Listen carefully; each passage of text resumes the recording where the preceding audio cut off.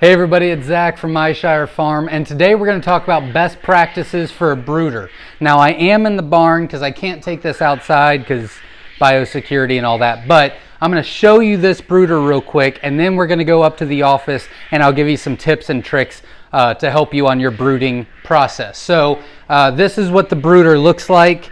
If you've watched our other videos, you know that we have a push-through system with our cages, but we still have trays for the brooders. The reason we did that is we couldn't come up with a feasible way to do what we do out there because it was more important for us to be able to wheel them around.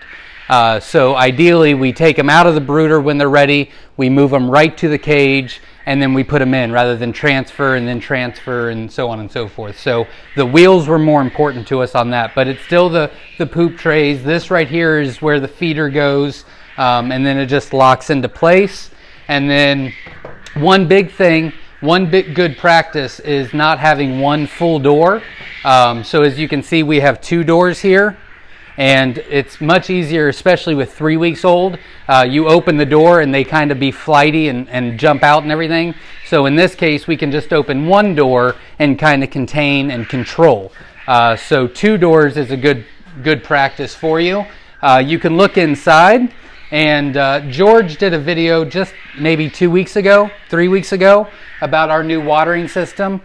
So we just put a regular chicken water in there for the first week, and then we turn the automatic water on, and then they just do this the rest of the time until we move them out into the main barn. It's got the electric, and then this is half by half wire.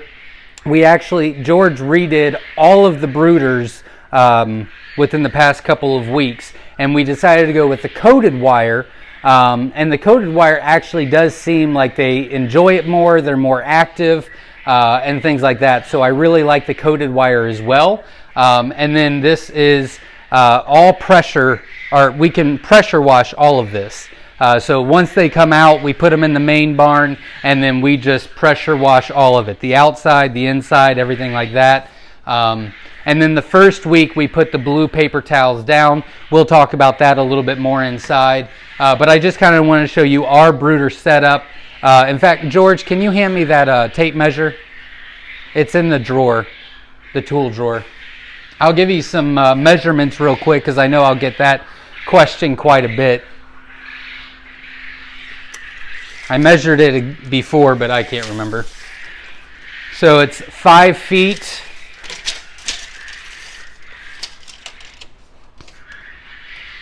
by about 28 inches all the way across. So we put 6 chicks per square foot up until 3 weeks old, but it's about 28 inches wide, 5 inches long, or 5 feet long.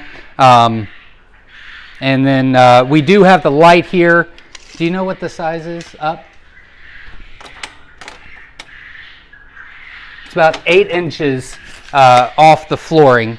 And then we'll give you a good practice, but we actually switched this light out twice during their process, which we just started doing, and that seems to be working quite a bit. So we've changed a lot of things in our brooder process in the past 4 or 5 months, and it's really seeming to help. So we're going to relay those to you, and hopefully it'll help you as well. So I'll be right back in the office. Hey everybody, so we're back in the office, and I just want to give you a couple tips and tricks on having a good brooding experience. I just tried to do this video again, and I was trying to put in, reasons for chick fatality or things like that, and it kind of could get a little confusing. So we're just going to talk about best practices. I'm going to do a separate video on if you're having chick fatality, what it could be and what you need to check for. So I'm going to try to break that down in a separate video. But here's a couple things that you do want to think of when you're brooding and taking care of your quail chicks. So we showed you the brooder, and I recommend that you keep them in there for between 3 to 4 weeks. Now, with that being said, spring, summer, fall, they're fully feathered at 3 weeks old. They don't need heat anymore. They can go right outside. Not a big deal at all. Winter is a little bit different. Typically, the best practice is to keep them out there or in the brooder with some sort of heat for 4 weeks.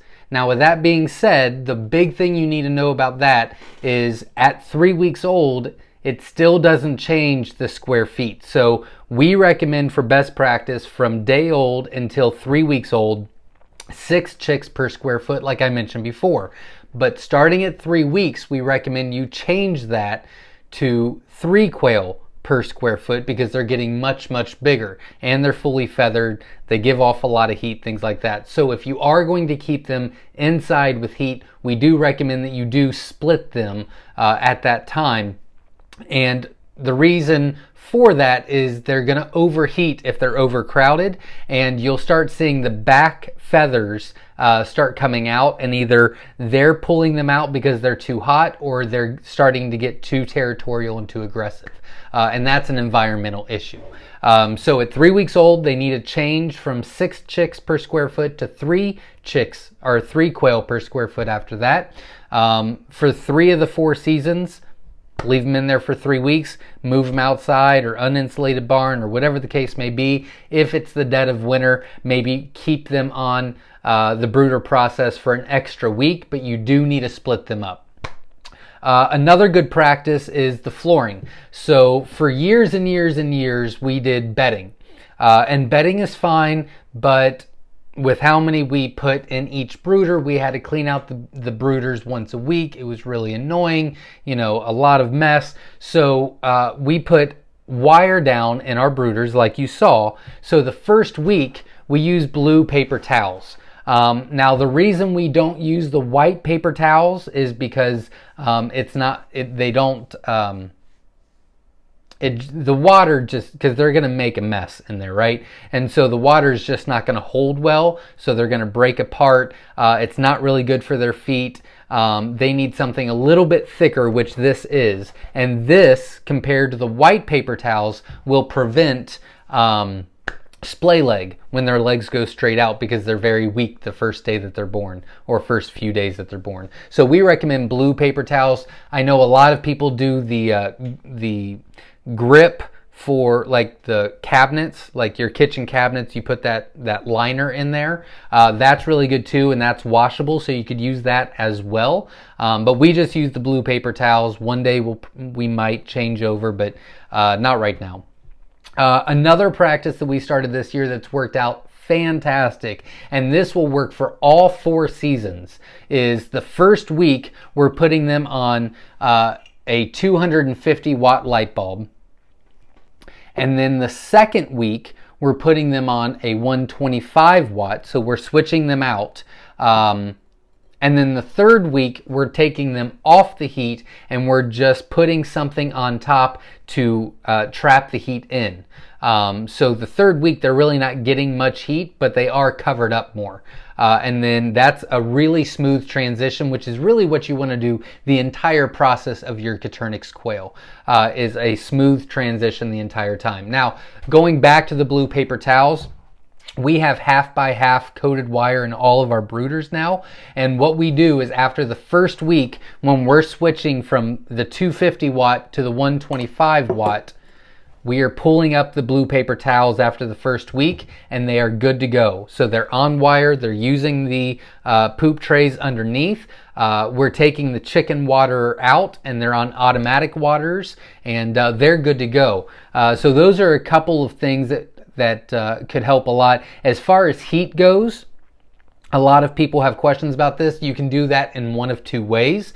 The rule of thumb, technically, what you're supposed to do is in the incubator and lockdown, you know that the temperature is supposed to be 99.5 degrees, right? Okay.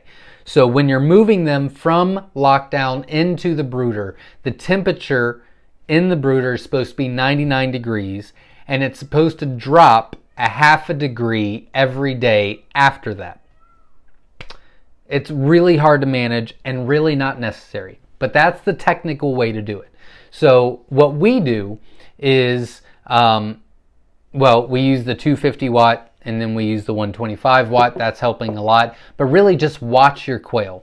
So there's 3 things that they'll do. If they're hot, they're cold, or they're comfortable. If they're too hot, your light will be right here, okay? And this is your brooder. They're going to be way over here cuddled up, and they're going to start putting themselves onto each other, because over here they're too hot, right? Or you might have a hanging one, right? So if they're over here, they're too hot, and then they're going to start piling up on each other, and then obviously the bottom ones are not going to make it. Now, if they are all piled up right underneath the light, it means they're still too cold, so you need to lower it or cover the top.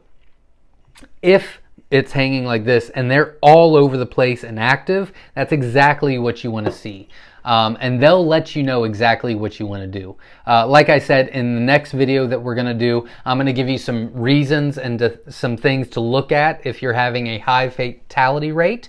So hopefully that will help you on your journey with Coturnix quail as well. But we love the blue paper towels. The liner for like the kitchen drawers will work just as well. They can go on 1/2x1/2 wire after the first week.